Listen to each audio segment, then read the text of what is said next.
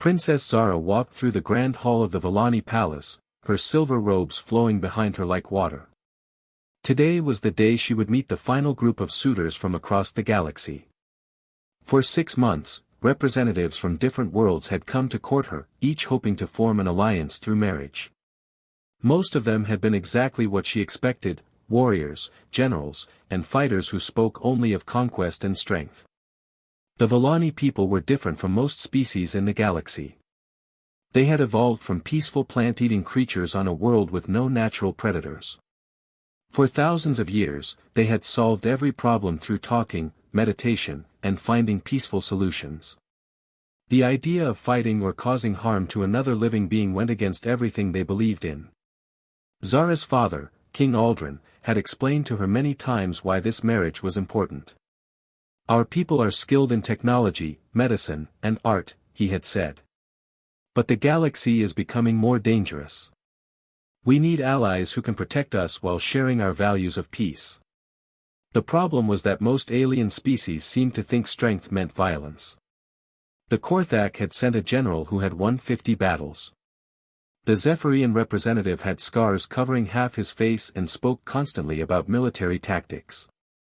The Centauri delegate had brought weapons as gifts, not understanding that the Villani considered such things offensive.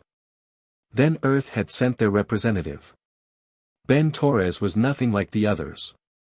When he first arrived at the palace, Zara had been surprised by how ordinary he seemed. He was of average height with brown hair and kind eyes. He wore simple clothes instead of military uniforms. Most importantly, he spoke quietly and seemed genuinely interested in learning about Villani culture.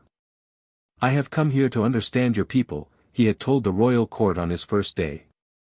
"Humans have much to learn from the Villani way of peace." Unlike the other suitors, Ben spent his time visiting Villani schools, art galleries, and meditation centers.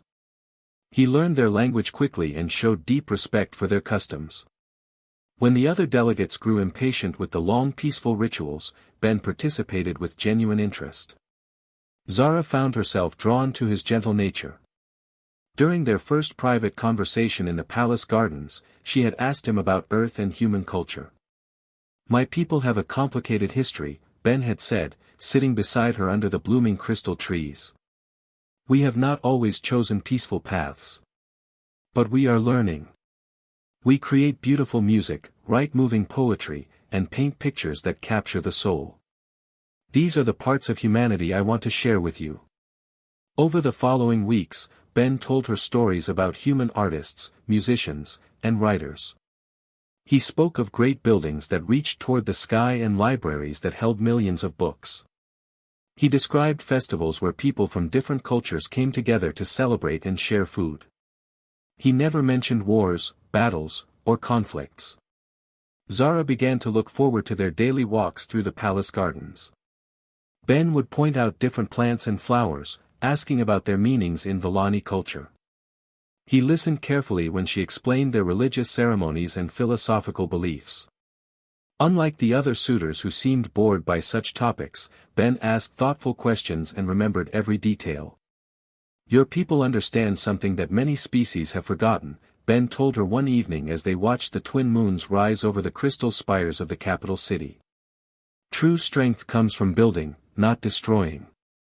From creating beauty instead of spreading fear." The more time Zara spent with Ben, the more she realized he was exactly what her people had hoped to find. Here was a human who genuinely understood and valued peace. He never raised his voice, never showed anger, and treated every person he met with kindness and respect. Ben also showed interest in Villani art and philosophy that impressed even the most traditional council members. He spent hours in the great library, reading ancient texts about their peaceful way of life. He attended meditation sessions and learned their breathing techniques for maintaining inner calm. He even began creating his own artwork, painting landscapes of Velan Prime in the delicate style that their artists preferred. "This human understands us in a way that others do not," Zara's teacher, Elder Mira, had observed. "He does not seek to change our ways or impose his own culture upon us. Instead, he adapts and learns." When Ben presented his formal proposal of marriage, it was unlike anything the royal court had ever seen. Instead of offering military protection or trade agreements, he spoke about cultural exchange and mutual learning. "I ask for the honor of Princess Zara's hand, not to gain power or influence," he had said, standing before the assembled nobles. "I ask because I believe our peoples can learn from each other. Humans can discover the beauty of true peace through the Villani way, while perhaps we can share our love of exploration and creativity." The proposal impressed King Aldrin and the royal council. Here was someone who wanted to join their civilization, not conquer it or change it. Ben had spent months proving his commitment to their peaceful values. Zara had made her choice easily. While the other suitors had tried to impress her with tales of their victories and conquests, Ben had shown her poetry he had written, shared stories of human kindness, and demonstrated again and again his gentle nature. The wedding planning took 3 months, following all the traditional Villani customs. Ben participated in every ceremony, from the ritual of understanding to the ceremony of joined hearts. He learned the ancient wedding songs and practiced the intricate dances that were part of their marriage traditions.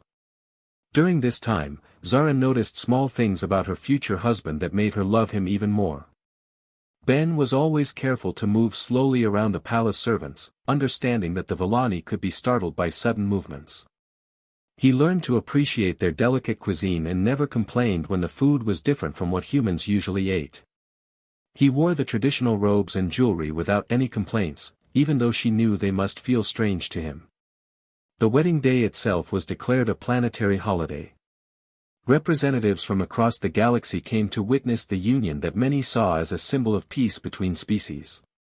The ceremony took place in the Great Temple, with its walls made of singing crystal that created beautiful music when touched by the wind. Ben looked handsome in his ceremonial robes of white and silver. As they exchanged vows, his voice was steady and sincere.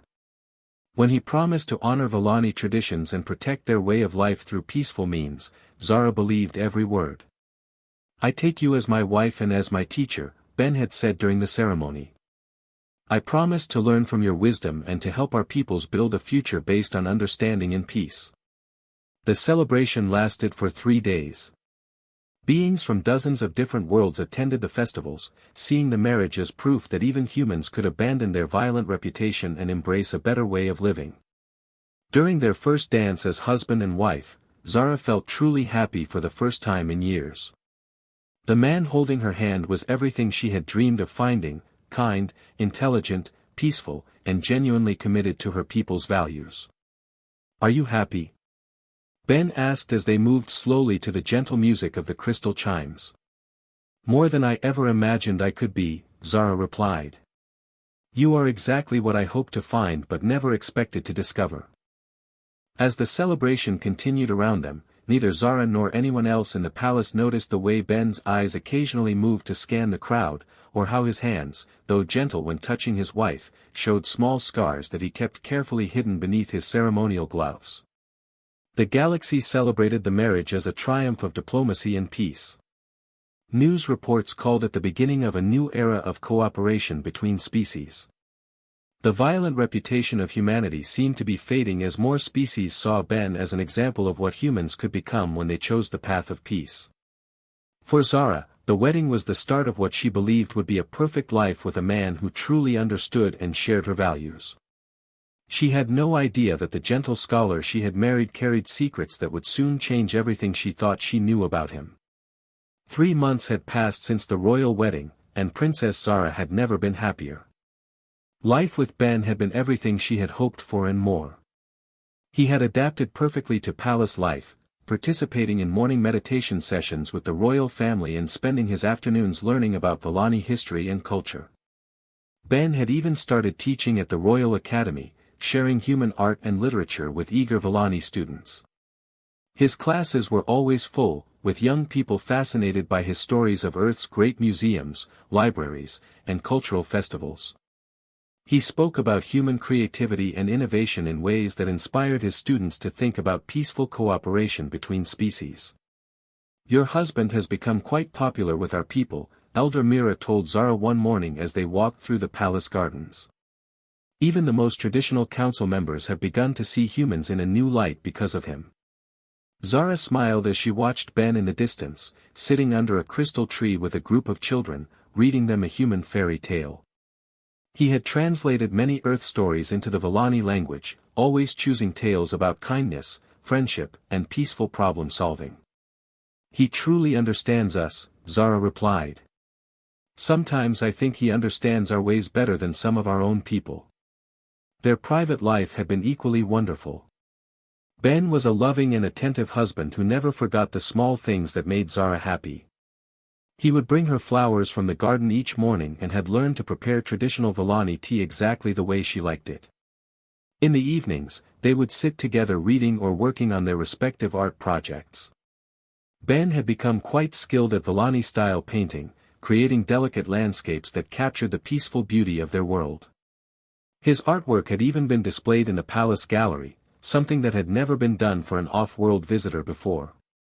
Everything seemed perfect until the morning when Captain Yorn of the Royal Guard rushed into the throne room with urgent news.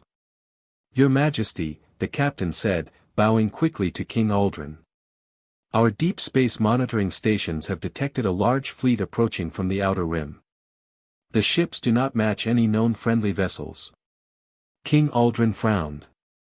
"Have they responded to our communication attempts?" "They have ignored all messages, Your Majesty. The fleet appears to be heading directly for our system." Ben, who had been sitting quietly beside Zara during the morning court session, looked up with interest. "How large is this fleet?" he asked. Captain Yorn seemed surprised by the question. "Our sensors indicate approximately 50 large warships, sir. More than we have ever seen traveling together." An uncomfortable silence filled the throne room. The Villani had not faced any serious external threats for generations. Their peaceful reputation and valuable medical technology had always protected them from aggressive species. "We should send our best diplomats to meet with them," suggested Councillor Thane. "Perhaps they are simply travelers who need supplies or medical assistance." "Yes," agreed Elder Mira. "We have always been able to resolve conflicts through peaceful communication. There is no reason to think this situation will be different." Over the following days, Zara noticed changes in her husband that puzzled her. Ben, who had always been calm and relaxed, now seemed restless and distracted. He would stand at their bedroom window for long periods, staring up at the night sky. During meals, he often seemed lost in thought, barely responding to conversation. "Is something troubling you?" Zara asked him one evening as they prepared for bed. Ben turned from the window where he had been standing. "I am concerned about this approaching fleet. Something does not feel right about their silence." "Father's diplomats will handle the situation," Zara assured him. "Our people have centuries of experience in peaceful negotiation. We have never encountered a problem that could not be solved through understanding and compromise." Ben nodded, but Zara could see worry in his eyes that had never been there before. The worry proved justified when the identity of the approaching fleet became clear. The ships belonged to the Kresh Dominion, a brutal empire that had been expanding aggressively through the Outer Rim for decades. The Kresh were known for their complete lack of mercy and their practice of enslaving conquered populations. When King Aldrin called an emergency session of the Royal Council, Ben asked permission to attend. This surprised many of the councillors, as off-world spouses typically did not participate in government discussions. "The Kresh are not like other species we have dealt with," Captain Yorn reported to the assembled council. "Our intelligence suggests they do not engage in diplomatic negotiations. They simply demand surrender and take what they want." "Surely that cannot be entirely true," said Councillor Thane. "Every intelligent species can be reasoned with. We simply need to find the right approach." Ben spoke up from his seat beside Zara. "What do your intelligence reports say about their military capabilities?" Again, the council members seemed surprised by his question. "Why do you ask about military matters?" Elder Mira inquired gently. "Because understanding their strength might help us determine the best diplomatic approach," Ben replied, though Zara noticed his hands were clenched tightly in his lap. Captain Yorn looked uncomfortable. Our reports indicate that the Kresh have superior firepower and are experienced in conquest warfare. However, we remain confident that peaceful solution can be found. The Kresh fleet arrived in Villani space 2 days later. Their response to the carefully prepared diplomatic messages was swift and brutal. Instead of words, they sent recordings of captured Villani colonists from the outer settlements. The recordings showed families being separated and loaded onto prison ships. The Kresh commander, a massive creature named General Vok, then sent his own message to the Villani government. His words were simple and terrifying: surrender your royal family and submit to Kresh rule within 1 solar day, or watch your people suffer. The Royal Council convened an emergency session, but their discussions followed the same peaceful patterns they had always used. They talked about sending more diplomatic messages, offering trade agreements, and finding ways to show the Kresh the benefits of cooperation. Ben sat through these meetings growing more tense by the hour. Zara watched him carefully, noticing how his jaw tightened whenever the counselors dismissed the military threat and focused only on diplomatic solutions. Perhaps we should evacuate the outer settlements until this situation is resolved, Ben suggested during one meeting. Evacuation would send the wrong message, replied Counselor Thane. It would suggest that we fear them instead of seeking peaceful understanding. But people are already being captured, Ben pointed out, his voice remaining calm despite the urgency in his eyes. Our diplomatic team will negotiate for their release, Elder Mira assured him. The Kresh will understand that holding our people serves no useful purpose. That evening, as more disturbing reports arrived from the outer colonies, Zara found Ben standing on their bedroom balcony, staring at the stars where the Kresh fleet waited in orbit. You have been different since this crisis began, she said, joining him at the balcony railing. I have never seen you so worried. Ben was quiet for a long moment. When he spoke, his voice carried a weight she had never heard before. Your people are good, Zara. They are everything that is noble and pure in the universe. But goodness alone cannot always protect against evil. What do you mean? Ben turned to look at her, and in the starlight, she could see something in his expression that frightened her.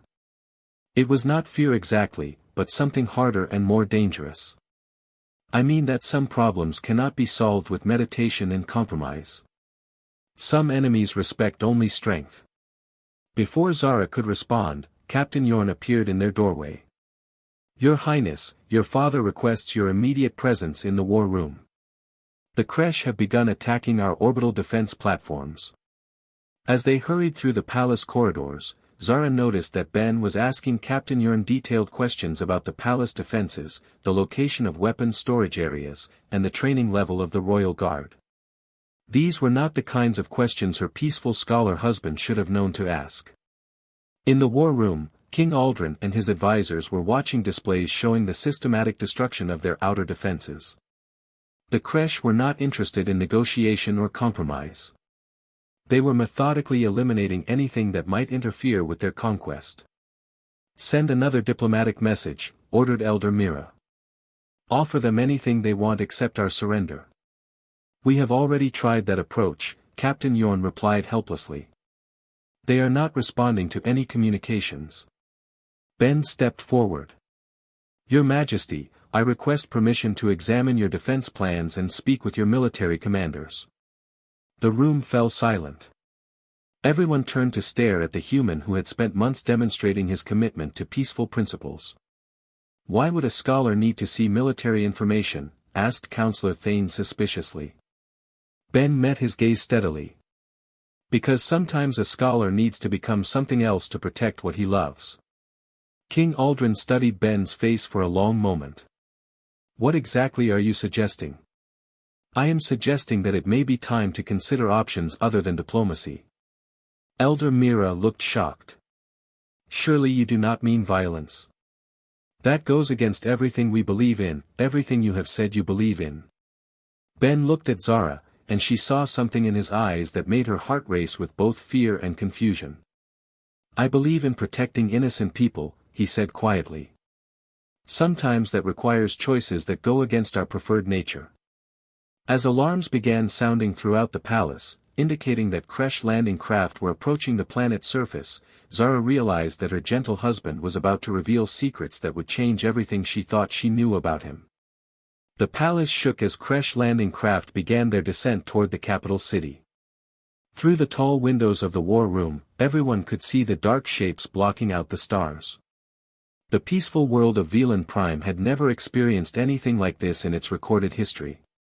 King Aldrin stood at the center of the room, surrounded by advisors who still believed diplomacy could save them. "Send word to the Kresh commander that we wish to negotiate terms for the safety of our people," he ordered. "Father, they have already shown they will not listen," Zara said, her voice trembling with fear and frustration. Ben walked to one of the large windows and watched the approaching ships. His body language had changed completely from the gentle scholar everyone knew. His shoulders were straight, his movements precise, and when he turned back to face the room, his expression was harder than anyone had ever seen. "Your Majesty," Ben said, his voice carrying a new authority. "I need to tell you something about my past that I have kept hidden until now." Elder Mira looked confused. What could be so important at a time like this? Ben took a deep breath before speaking. "My name is Benjamin Torres, and before I became a diplomat, I was Captain Torres of Earth's Special Operations Forces. I spent 15 years fighting in the frontier wars against pirates and hostile forces that threatened human colonies." The room fell completely silent. Zara felt as if the floor had disappeared beneath her feet. The man she had married, the gentle scholar who wrote poetry and painted delicate landscapes, was telling them he had been a soldier. "That is impossible," Counselor Thane said weakly. "You are a man of peace. You have shown us nothing but gentleness and respect for our ways." "Both things are true," Ben replied. "I chose to put aside my life as a warrior because I genuinely loved your culture and wanted to honor your peaceful ways. But I also chose to remember my training in case it was ever needed to protect innocent people." King Aldrin studied Ben's face carefully. "Are you saying you have been deceiving us this entire time?" "No," Ben said firmly. "Everything I showed you about myself was real. I do love art, literature, and philosophy. I do believe in the beauty of peaceful solutions. But I also know that sometimes peace can only be preserved by those willing to fight for it." Zara found her voice, though it came out as barely a whisper. "You lied to me." Ben turned to his wife, and his expression softened with genuine pain.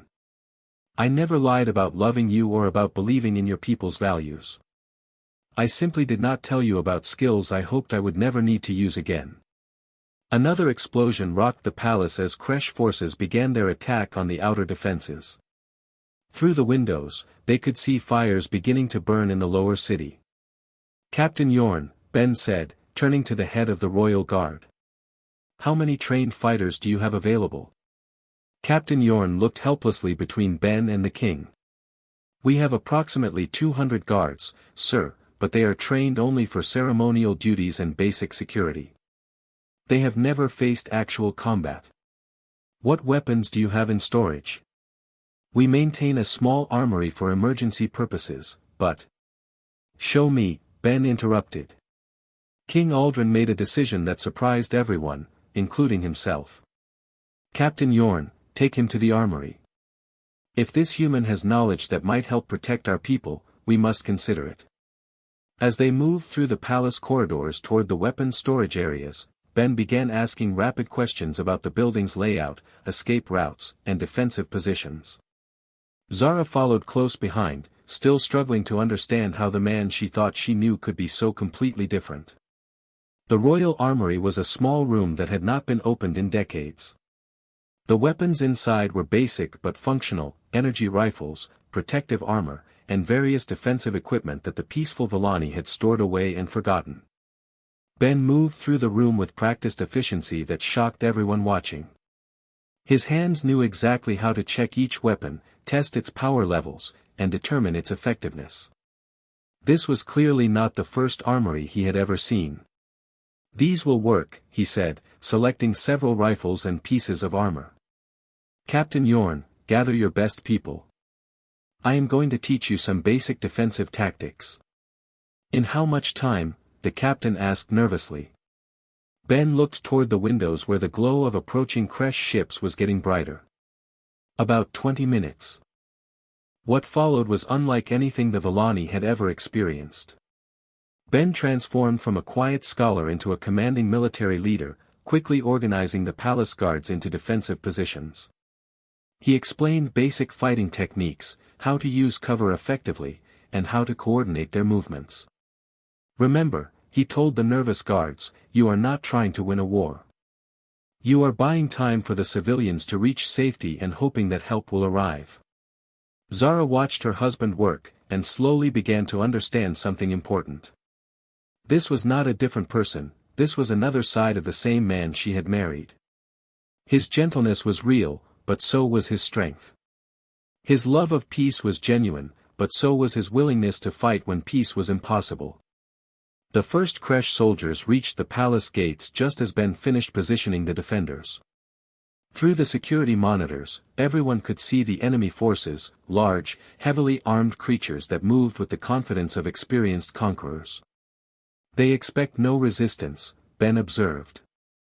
That gives us a small advantage. He turned to King Aldrin. Your Majesty, you and the royal family should move to the secure chambers in the lower levels. I will not abandon my people, the king replied firmly. And I will not abandon you, Zara added, looking directly at Ben. Ben nodded. Then stay behind the defensive positions and let us do what we can. The first attack came within minutes. Kresh soldiers blasted through the main entrance, expecting to find terrified civilians cowering in fear.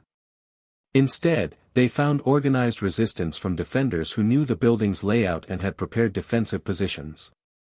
Ben moved through the palace corridors with deadly efficiency. His years of military training returned as if he had never stopped being a soldier.